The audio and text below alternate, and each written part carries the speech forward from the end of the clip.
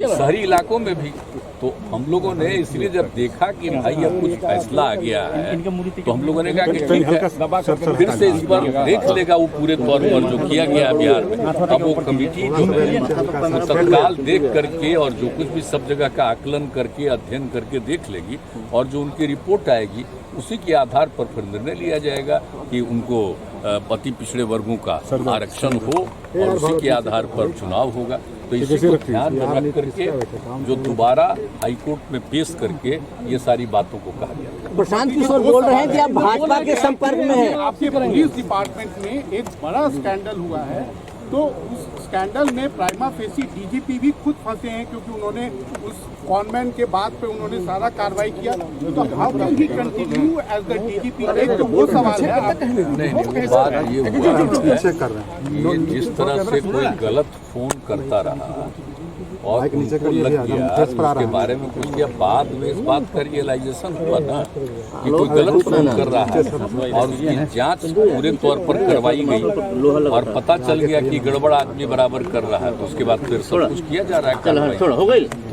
तो अब कोई मान लीजिए कि कोई का नाम सुन करके कोई बात करता है तो बात नहीं है, फिर बाद में तो सबको रियलाइजेशन होगा ना।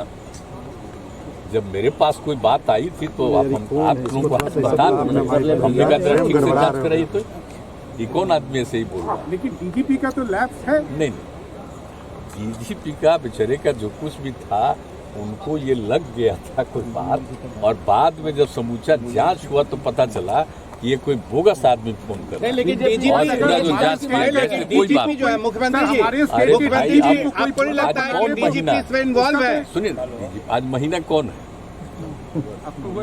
अक्टूबर। और कब रिटायर करेंगे?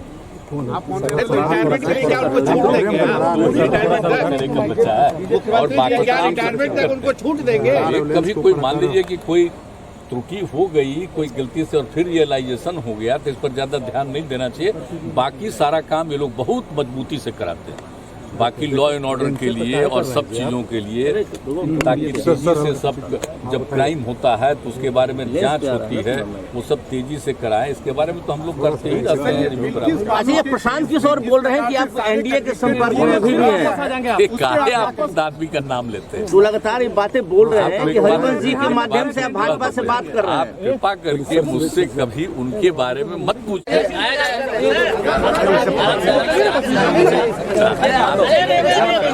पता नहीं। अब तो सर लोकल बॉडी चुनाव का रास्ता साफ हो गया है, कैसे क्या कहेंगे इस पे? तो बात कही दिया गया है, उसके लिए तो फिर से दिया गया है और कुछ भी उसको देख लेगा और सारा कर देगा और उसी के आधार पर फिर से रहना चाहिए। अति पिछड़े वर्ग का रिजर्वेशन रहना चाहिए, वो जरूरी है। आपको तो हम कितनी बार बता चुके हैं, बताइए ना भाई। अरे बिहार में तो सबसे पहले ने इस देश में हुआ है ओबीसी और ईबीसी दोनों के लिए आरक्षण।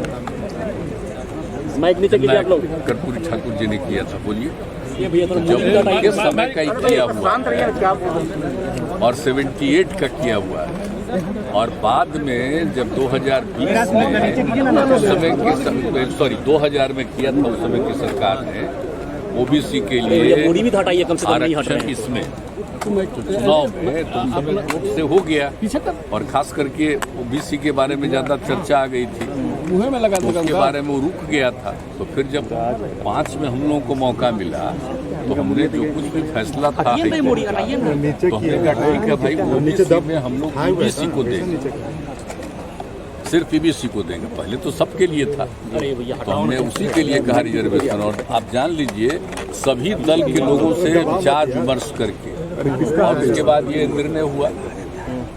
तो अति पिछड़े के लिए तो कब से है, 2006 से ही जब पहली बार पंचायत का चुनाव हुआ और 2007 में भी नगर निकायों के चुनाव के लिए उसी तरह का कानून बना कर किया गया। और आप जानते ही हैं कि बहुत चुनौती की थी कोर्ट में, तो हाई कोर्ट ने तो बिल्कुल जो सरकार का निर्णय था उसको सही कहा और सुप्रीम कोर्ट का भी फैसला हो गया कि ठीक है।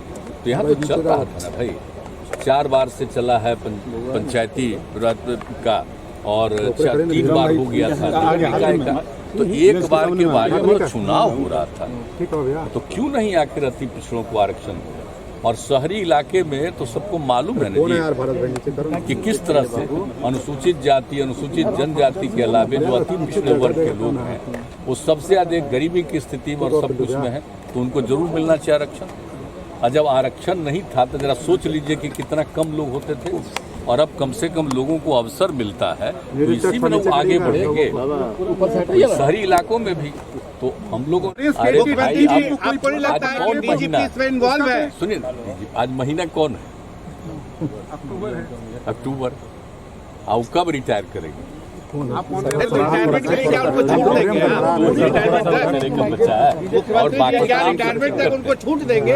कभी कोई मान लीजिए कि कोई त्रुटि हो गई, कोई गलती से और फिर रियलाइजेशन हो गया, तो इस पर ज्यादा ध्यान नहीं देना चाहिए।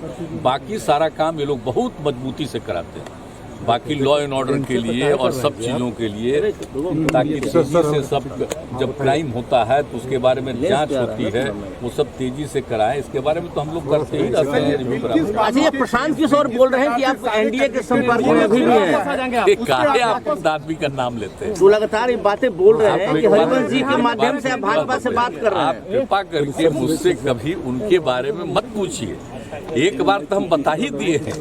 अब बाकी जिसको मर्जी है रोज बोलते रहता है, आई नहीं जानते हैं, खूब ठीक से जानते हैं, वैसे ही बोलते रहता है।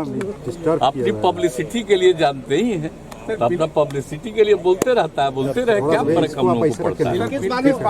हम तो किसी जमाने में उसको बहुत माने हैं, और अभी उसका मन क्या है, क्या क्या बोलते रहता है, बोलते रहे, हमको कोई मतलब नहीं। अरे यंगर है, हमने जिन लोगों की इज्जत की है तो आपको मालूम है ना, आपको तो पता है ना कि हम लोगों की जो इज्जत की है, मेरे साथ कितना दुर्व्यवहार किया है, तो क्या कीजिएगा? छोड़ दीजिए, उस पर कोई कमेंट ही बिल्किस बानो से रिलेटेड उस केस में जिस प्रकार से कन्विक्टेड लोगों को छोड़ा गया, हरियाणा में बाबा राम रहीम जो रेप के केस में, मर्डर के केस में कन्विक्टेड है, हर बार चुनाव आता है बीजेपी गवर्नमेंट छोड़ती है। बिल्किस बानो सही मांग जानकारी पता कर। अच्छा, अनएम्प्लॉयड लोग, मुख्यमंत्री जी, बहुत सारे ऐसे हैं जो बेरोजगार लोग सड़क पे घूम रहे हैं और उन पर लाठियां चल रही हैं। आपका चेहरवा तो देखेंगे ना, कितना दिन हो गया, बोलिए। बेरोजगार लोग जो है वो घूम रहे हैं और उनको लग रहा है कि उन्हें नौकरी नहीं दी जा रही, जबकि सरकार में इतना खाली पद है, फिर भी नहीं हो रहा है। नहीं, ऐसा मत सोचिए। उन लोगों को कोई गलत फहमी कोई कर रहा हो, गलत बात है।